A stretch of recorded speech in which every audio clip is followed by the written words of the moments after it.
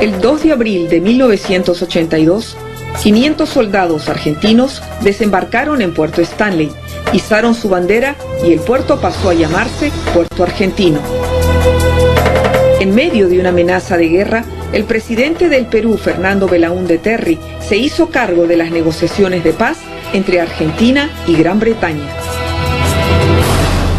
Creo yo que es imposible que Argentina firme lo que ha escrito la Gran Bretaña o que la Gran Bretaña suscriba lo que ha redactado Argentina. Si esto fuera a continuar sobre esta base, podríamos pasarnos un año discutiendo. El gobierno peruano reitera su pedido de tregua y considera que cualquier acto bélico en el Atlántico Sur constituiría un crimen de lesa humanidad.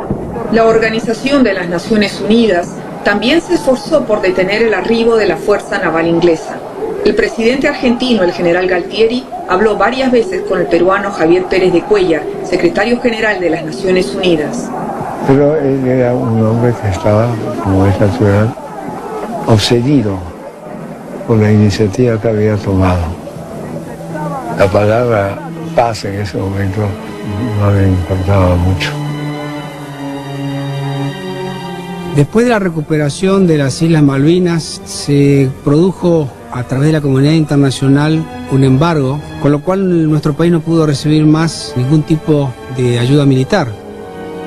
Ayuda que los argentinos no dejaron de buscar cuando la primera ministra de Gran Bretaña, Margaret Thatcher, finalmente ordenó el envío de más de 100 buques de guerra.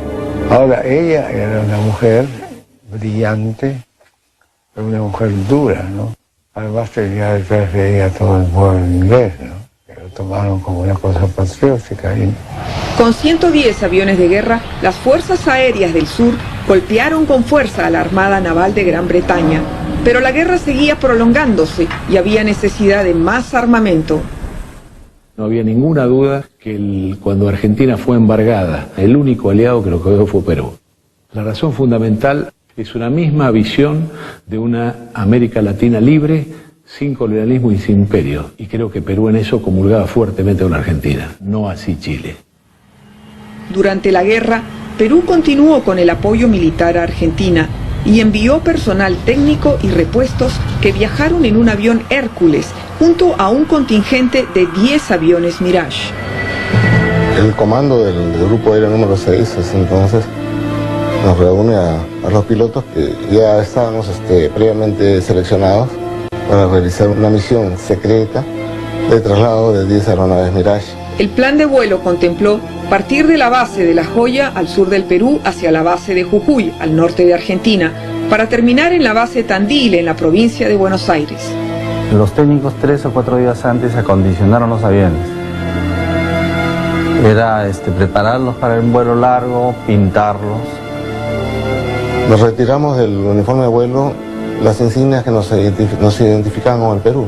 Se les colocó la matrícula argentina de los aviones que habían sido derribados con su escarapela. Se le pusieron tanques auxiliares, los más grandes, y se hizo el trayecto entre La Joya y Jujuy en aproximadamente 3 horas. Pero 3 horas de vuelo en un Mirage es llegar al límite de combustible. Entonces o tenían que aterrizar en Jujuy o tenían que aterrizar, no tenían alternativas. Pues los radares chilenos, ubicados en Antofagasta e Iquique, podrían detectarlos. No pudieron pedir autorización y no podían pedir autorización porque era comprometer a esos países cuando había un embargo internacional. Ese era el riesgo, que si pasaba alguna emergencia no podíamos solicitar un aterrizaje normal. Si la otra parte está en conflicto con Argentina hubiera sabido que el Perú estaba apoyando, podría habernos declarado la guerra a nosotros también. Fue una operación extremadamente riesgosa para los bravos pilotos peruanos. Cuando a mí me imponen la misión en Buenos Aires, yo mismo no sabía qué iba a hacer. Y con esto quiero decir el nivel de secreto de la misión.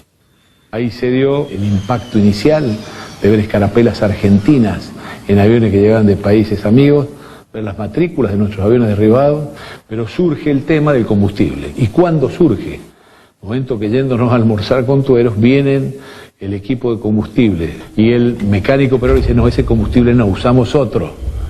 Y entonces ahí creíamos que era una discusión del mecánico y no, usaban otro. Resuelto el problema, se solucionó y ya quedó prácticamente listo para volar. Para esta segunda etapa, se pidió que el avión Hércules viajara con el indicativo de un avión comercial peruano, Aeroperú, con dirección al aeropuerto Ezeiza de Buenos Aires. Estaba todo planeado para que el piloto del Hércules iba a decir que iba a tener un problema técnico y que tenía que irse a la alternativa, que no podía aterrizar en Ezeiza. Porque en ese momento yo estaba en la torre de vuelo. Para que ningún controlador de Ezeiza pudiera empezar a preguntarle qué problema tenía, a dónde se iba, solamente tenían que autorizarlos a que se fuera a la alternativa. Ni siquiera tenían que preguntarle cuál era la alternativa. El avión Hércules logró sortear este último obstáculo y finalmente se dirigió a la base Tandil. Cuando grande fue mi sorpresa y veo aparecer los aviones Mirage. Fue una sensación difícil de explicar en pocas palabras. Y el segundo momento de gran emoción fue cuando se levantan las cúpulas y aparecen nuestros queridos hermanos peruanos. Y ahí fue confundirnos en un abrazo que pareció tan largo como tan corto.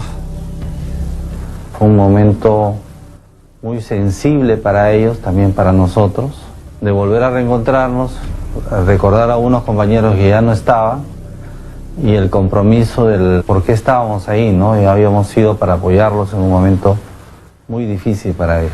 Eran pilotos que estaban en su traje de vuelo, algunos, pero que tenían las piernas enyesadas, el brazo enyesado, o los ojos muy rojos del impacto del aire al momento de eyectarse. Uno de ellos me vio bajar de su avión, o sea, el número de su avión que había sido derribado, y me abrazó efusivamente y me dijo muchas gracias por devolverme mi aeronave. Cuando estábamos ya todos los pilotos reunidos, ahí fue la segunda sorpresa, porque los oficiales peruanos querían quedarse. Nos partió el alma ver a nuestros compañeros, porque ellos los veían heridos, ¿no? En ese instante nos ofrecimos como pilotos para apoyarlos.